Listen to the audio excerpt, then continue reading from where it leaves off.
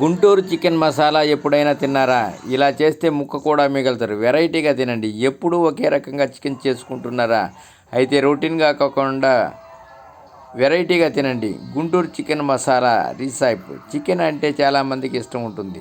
దీంతో చాలా రకరకాల వంటకాలు చేసుకుని తింటారు. కానీ మీరు ఎప్పుడైనా గుంటూరు చికెన్ మసాలా తిన్నారా?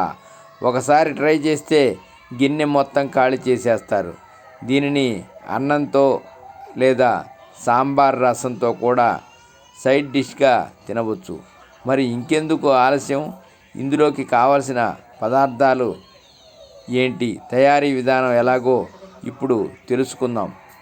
కావలసిన పదార్థాలు: మసాలా పొడి కోసం 2 టీ స్పూన్ల ధనియాలు, 1 టీ స్పూను మిరియాలు, 1 టీ స్పూను జీలకర్ర, 5 ఎండుమిరపకాయలు. మసాలా పేస్ట్ కోసం 1.5 టీ స్పూను మసాలా పొడి, చిన్న అల్లం ముక్క, 3 వెల్లుల్లిపాయలు. చికెన్ కర్రీ కోసం కావాల్సిన పదార్థాలు: అరకిలో చికెన్, పావు టీ స్పూను పసుపు, 1 టీ స్పూను ఉప్పు, 1 టీ స్పూను కాశ్మీరీ కారం, 3 టేబుల్ స్పూన్ల నూనె, 1 టీ స్పూను ఆవాలు, 1 టీ స్పూను జీలకర్ర, 2 సన్నగా తరిగిన ఉల్లిపాయలు, 2 పచ్చిమిరపకాయలు, 2 టమాటాలు, 1 టీ స్పూను పొడి మసాలా, 2 రెబ్బల కరివేపాకులు, అర టీ స్పూను ఉప్పు, పావు టీ స్పూను పొడి మసాలా, కొద్దిగా కొత్తిమీర. తయారీ విధానం: ముందుగా మసాలా పొడి కోసం స్టవ్ ఆన్ చేసి కళాయిలో ధనియాలు, మిరియాలు, జీలకర్ర, ఎండుమిరపకాయలు వేసి 4 నిమిషాలు వేయించుకొని పక్కన పెట్టి చల్లార్చుకోవాలి. ఇప్పుడు వేయించిన పదార్థాలు చల్లార్చిన తర్వాత మిక్సీ జార్లో వేసుకొని మెత్తని పొడిలా రుబ్బుకొని ప్రక్కన పెట్టుకోవాలి.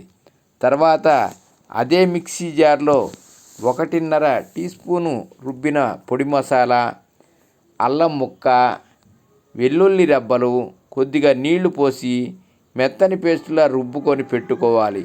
మరోవైపు మారినేట్ కోసం చికెన్ తీసుకొని అందులో పసుపు, ఉప్పు, కాశ్మీరీ కారం, రుబ్బుతున్న మసాలా పేస్టు వేసి బాగా కలుపుకొని అరగంట పాటు ప్రక్కన పెట్టుకోవాలి.